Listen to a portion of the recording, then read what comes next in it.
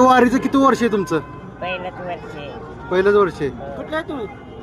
आंबड तालुका जिल्हा जालना. कुटुंबात तुमच्या कोण कोण येतात? कुटुंबामध्ये आम्ही चौघ भाऊ आहे. बर, हो. काय करतात भाऊ ते चौघं? भाऊ शेती वगैरे करते.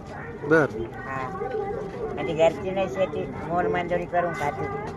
महाराज तुमचं स्वप्न काय आहे? काय तुम्हाला करायची इच्छा आहे तुमच्या संपूर्ण आयुष्यामध्ये? संपूर्ण आयुष्य म्हणजे माझं म्हणणं आहे की काहीतरी मला असं देव करून एखादं ठिकाण मंदिरासारखं मिळायला पाहिजे.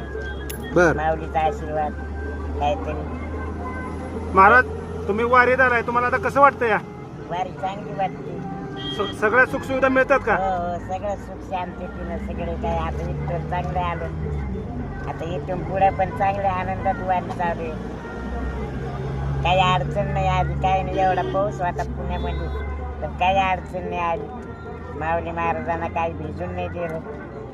महाराज तुमची इच्छा काय आहे? असं काय बनावं, काय करावं असं तुमची इच्छा काय आहे का? काय ते आता माझ्या मनानं काहीतरी अशी जाग्यावर बसून काहीतरी चलणं चालू पाहिजे. असे सगळ्यांना काहीतरी माऊलीचा आशीर्वाद लागायला पाहिजे. त्याच्यामुळे काय लागायला पाहिजे? माऊलीच्या आशीर्वादानं काहीतरी व्हायला पाहिजे. अशी बैठक जागेवर याच्या कुठंतरी. महाराज तुम्हाला चालता आलं असं तर काय केलं असं तुम्ही?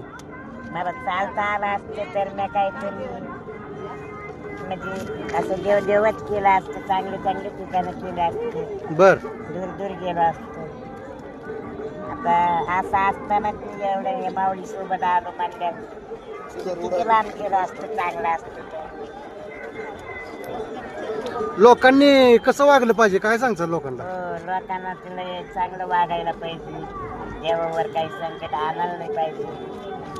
व्यवस्थित राहायला पाहिजे सगळ्यांना. आता काय लोक हातपाय चांगला असं हाणामारी करतात, मारामारी करतात, त्यांना काय सांगतात? राहायला पाहिजे सगळ्यांना. आपल्या सारख्यांना प्रेमानं राहायला पाहिजे.